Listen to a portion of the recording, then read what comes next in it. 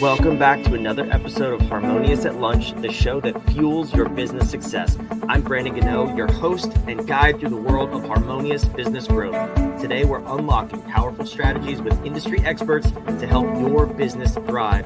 If you're a business owner, entrepreneur, or executive, you are in the right place.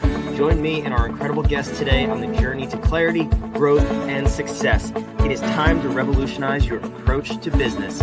Let's dive in with another episode of Harmonious at Lunch. Welcome back into some more bite-sized business advice. In today's episode, we're talking about niching. The riches are in the niches, right? I don't know. We're going to find out together. I have an awesome guest with me. We're going to talk about actually how to niche down, not just the theory of it, but hear his exercise that he's gone through, is currently going through, and hopefully you could take something from that for your own business. Kevin Jans, welcome to the show, and thank you for being here. Thank you for having me. It's good to be here. So we were talking before the show, and there's like 7 topics that you could talk about. So if you're listening, probably won't be the first or the last time you're hearing Kevin, but we're talking about niching today, which is, I think, an over talked about topic.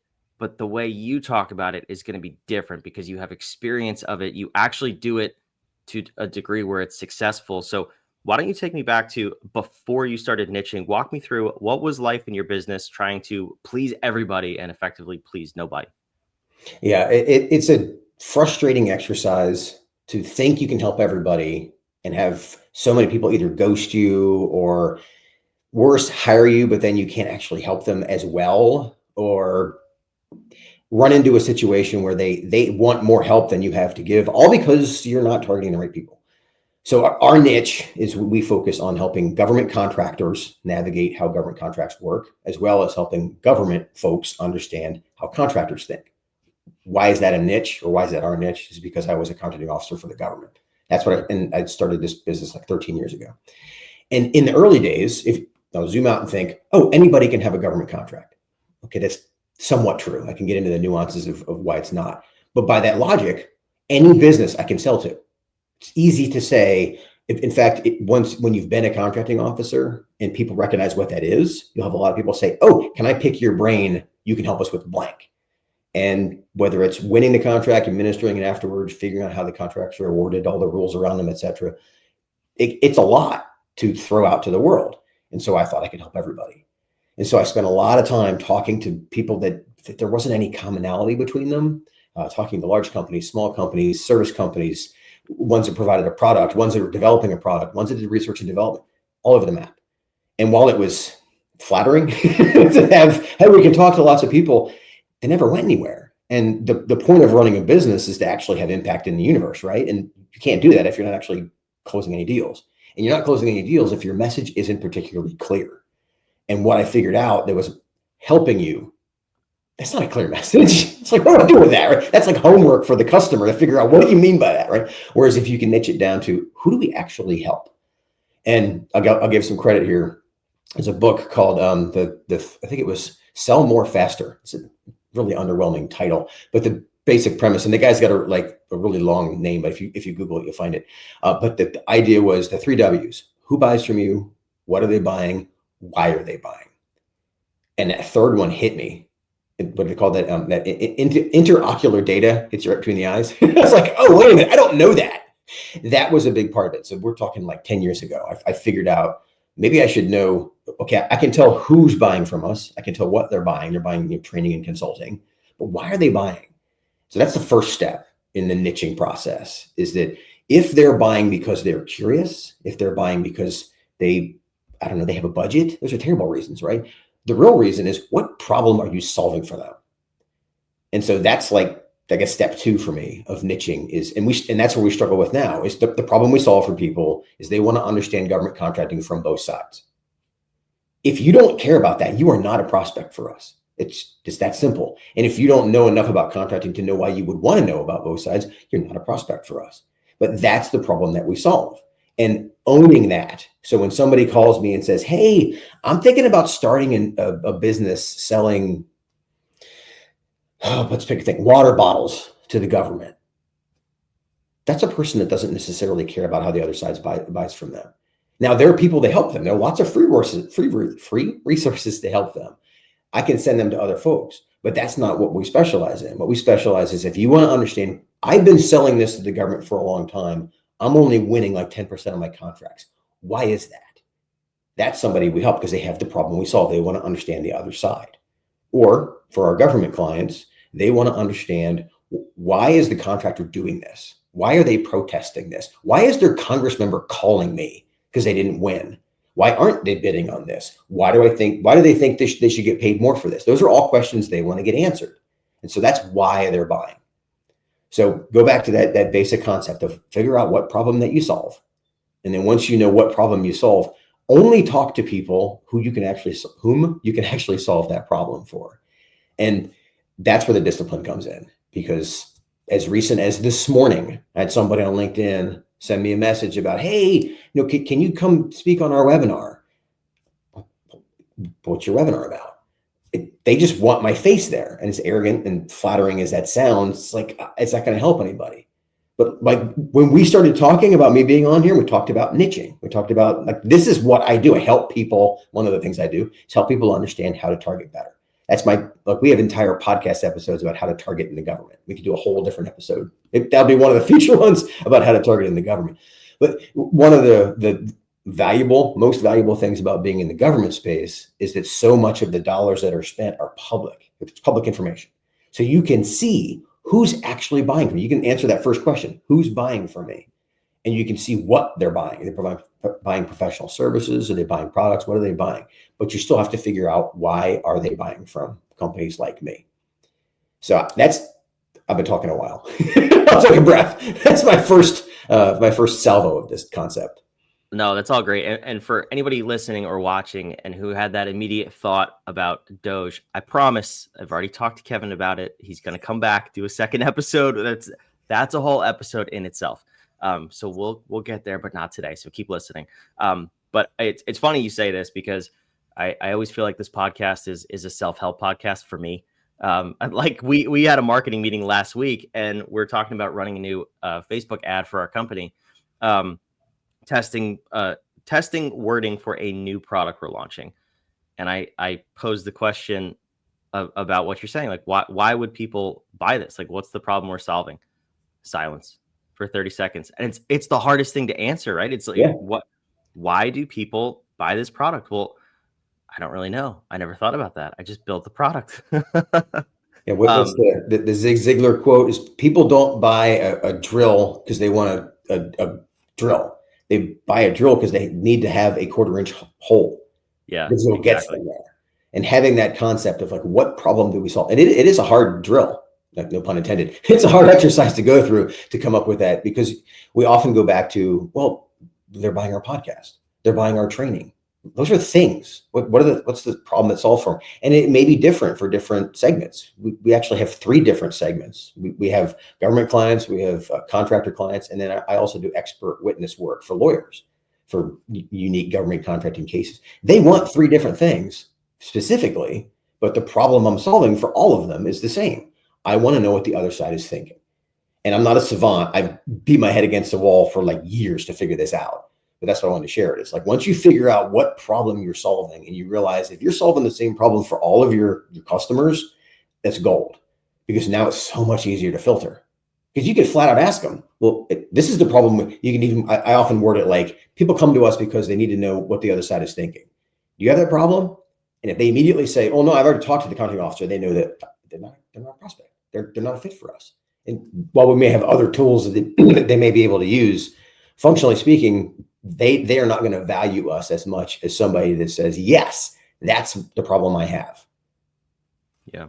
I mean, based on that value prop, I hate to do this to you, but I think you have a 4th niche, and that is men who have been married for more than 3 years. They really need to know what the other side is thinking. Well, I've been married for coming up on 25. So yeah, I can't, I don't say that next to it. That's a whole different podcast. Yeah. Oh man, totally different show, totally different audience. I love it. No, but let's dive in here, because I think this is, while it's a painful exercise and people don't want to go through it, it is insanely valuable to understand who you're selling to and what the other side is thinking. So walk me through you said you're doing this in real time in your business because of the government shakeup. So what are you doing to go through this process and really understand who your target client is and how to get through to them? So the first thing to do is document what your three W's are. Who's buying from us? What are they buying? Why are they buying? And then go back and visit that. And that's the discipline part. So in our space, government contracting, and like you said, this episode we're doing now is more to be evergreen. Like these concepts will always apply. That's why we don't want to get down to Doge and what's going on in the government contracting right now, because that's not evergreen. But once you understand those three W's and you document them, and then you can go back and visit and say, okay, what's changed? And that's an important question to ask when you're doing targeting. So once a quarter, ask yourself what's changed. And what's that zoom out and see if you can figure out something changed in your organization. Do you have a new skill set because of new team members you brought on? I brought on a director of operations, Caesar. He's a retired Marine Corps contracting officer. Dude's a rock star. So we have a lot more capability because Caesar is on the team now.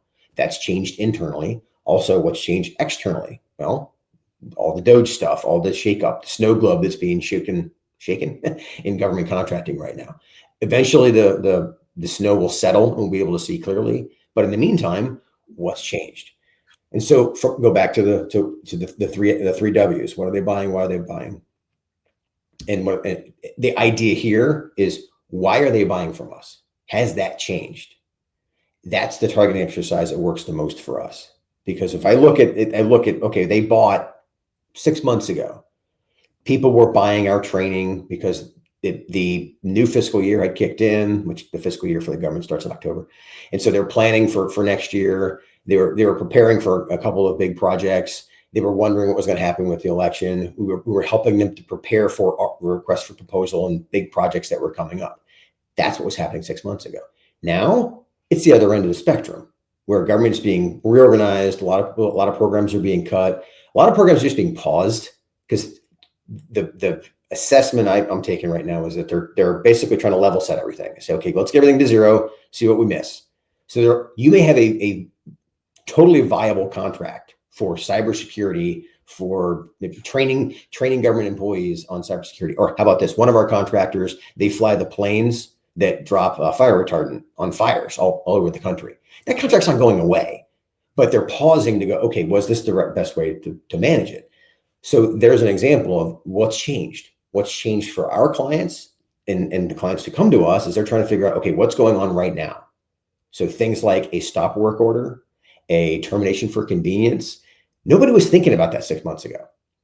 So now when somebody comes to me and says, I want to understand why the government would terminate my contract for convenience, listen to that question and you recognize they want to know what the other side is thinking. There's that basic I go back to that, as opposed to they come to me and say, why is the government doing this? I have no idea. I'm not a politician. I'm not going to get, that's not my specialty. My job is to be able to say, okay, based on what is happening, what can we do? Can we actually help you? Do you have the problem that we solve? And so we're going through that exact exercise now. Because when you do something for 13 years and you have, 510 podcast episodes, and I've written a book. I mean, people are coming to me because I'm just known in this space of government contracting. But if they don't have the problem that we solve, I'm not going to be able to help them as much, or worse, they think I can help them out and I can't. Like, for example, their contract may have gotten terminated because it expired and they didn't compete for the next round of it. And they blame what's going on, and this actually happened. They're blaming what's going on in the space. I'm like, no, the government terminated your contract before the administration changed. It's like they didn't have an interest in what you have. That's a different problem. It's got nothing to do with the politics. You're putting that blame on there. And that led to a really weird conversation on the phone that I'm like, we're not a good fit because we're talking about different things here. But they didn't want to solve the problem that we had.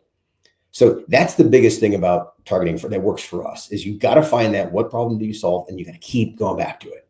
And as an entrepreneur I'm the classic shiny object entrepreneur. I'm like, oh, let's do this, let's do that. It's very easy to see the next thing, and this will ground you. That's why I'm a huge fan of visit this every 3 months, keep asking that question, put it in front of the team constantly of what, once you figure out what problem you solve, keep going back to it. And then what it will help you do, other than the stuff I talked about here, It'll help you basically help you be the person for solving that problem over time. And it'll keep you from solving problems that you're not really the best at. And from a sales perspective, our close ratio is between 25 and 35%. Of anybody who comes to our website, about 20% of them close. Wow. If we talk to them and say, well, here's how we actually could solve the problem for you, it's closer to 30. It's about 1 out of 3. For my research, that's hugely high.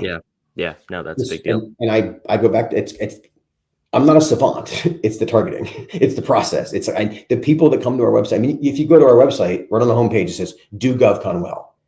If you don't want to do GovCon well, you are off. It's like if you're just here to win a contract, you don't actually want to do it well.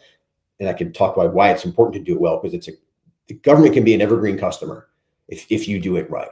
And so that idea of doing it well hits people.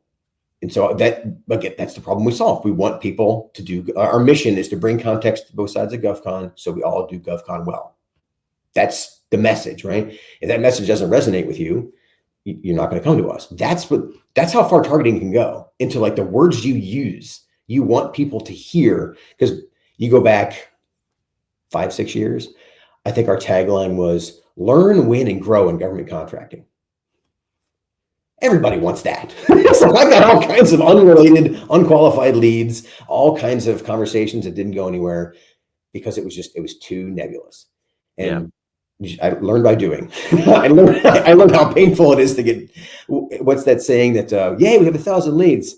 Oh no, we have 1,000 leads to go. Yeah, exactly. It's double-edged sword, right? Exactly. Yeah. No, it's so true. And we all learn by doing. Hopefully we learn by other people's mistakes too, which is what you're here sharing. The last question before I'll let you go here is with this why piece. I think it's interesting. You touched on it, where in October they're buying for one reason. Their why is completely different than what it is now.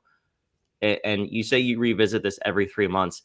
How do you keep a pulse on that in real time? Because those are that's probably as dramatic as you're going to get in a 6-month window, the two that you shared. Most small business owners are not going to have that type of thing. But what we do have is the reality of the situation, where there's probably some fear, anger, emotions involved, and you need to stay level-headed and laser focused. How do you do that in real time to identify, okay, what is the real why without my stories and my BS attached to it, so that I can clearly cut through the noise and attract my ideal client?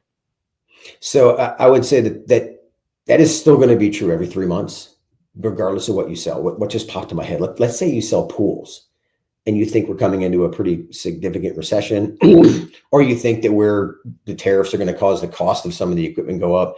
Therefore, the person who's, hey, I'd like a pool someday, is not going to be the person that you necessarily be reaching out to. So just like in government contracting, in the real world, things may change pretty quickly. Oftentimes they don't.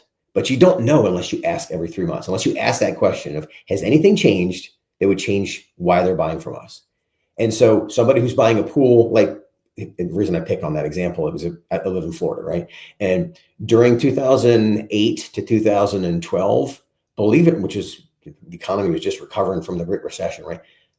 A record number of pools were built here in Florida. Why is that? Well, again, I'm not a savant. I just done some research on it. One, because the interest rates were really low. Two, because a lot of people, they're like, okay, I'm going to come out of this. We're going to be okay. I want to increase the value of my house. And this is a way to do that. And then three, some of the answers were, I've been putting this off for 20 years. It's time. If I wait for the perfect time, I'll never do it.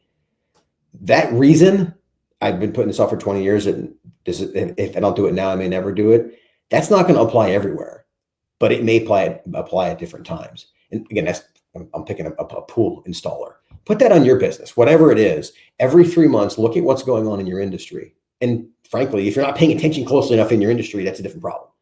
But you should be able to say, okay, this is what's changing. Like, how about this? During tax season, during January to March, as an accountant, people are coming to you for a different reason than they do in October. So just be aware of some of them are annual patterns. Some of them are based on the economies. If you're a mortgage broker, it's interest rates. There's some indicator of what it is. For us, it's what's going on in the government. And there are times that even though the average citizen, that sounds mean, the person who's not in government contracting, doesn't feel like some of the nuances that have come on, like how the Patriot Act back in 2001 actually impacted government contracting, and how sequestration, how government shutdowns, you may know about them in the news, but you didn't realize how they impact. Well, you don't care. They're not your thing. So think, what are the things that are your thing? And that's the importance of focusing every 3 months, because you can say, well, what's changed? And you can think about from your, what's the other, I'll give you another one.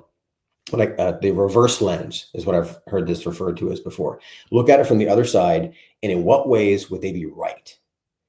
If you look at it from the other side and go, okay, they think that we're not paying attention to them as a customer in October because we're an accounting firm. In what ways would they be right? We're not, because that's not accounting firms make their money in the first 4 months of the year, and then they try not to lose it the rest of the year. Same idea, right? So think about what ways can you look at it from your customer's point of view, but you can't do that if you haven't started with what problem do we solve? You're revisiting it. What's changed? You have to walk through that process. And so that has worked exceptionally well for us, and it makes our marketing better. You can hear the confidence in my voice. Like, I've screwed this up so many times, and now I feel confident. And even though we're going through a little bit of a weird dip because of what's going on in the government space, I know long-term that our clients will be fine because we solve the problem that they have, and we'll keep doing that.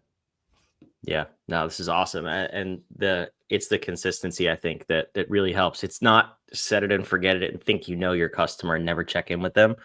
That's really what I'm pulling from this episode, is have your thumb on the pulse, so to speak, so you don't get caught in the snow globe in your industry whenever that may happen. So, Kevin, this is awesome. By the time this episode comes out, I believe the Doge contract will be expiring soon. So let's do that other episode in the very near future. We'll have you back. Where should the listeners go in the meantime to learn more about you and see this in real time, see it in action? Well, we are named after the Skyway Bridge, which goes across Tampa Bay down in Tampa, Florida. So Skyway ACQ, it's Skyway Acquisition is the name of the company. And then honestly, I'm on LinkedIn. You just Google us. You'll find all kinds of videos and content I've put out. But yeah, at the end of the day, we're here to help people do government contracting well.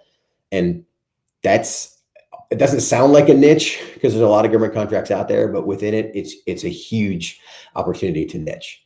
And the last thing I'll say about the importance of knowing your customer, you can't do that if you don't niche. It's really, really hard to be like Google and Apple, who has customers everywhere. Okay, those are like 1,000th of 1%.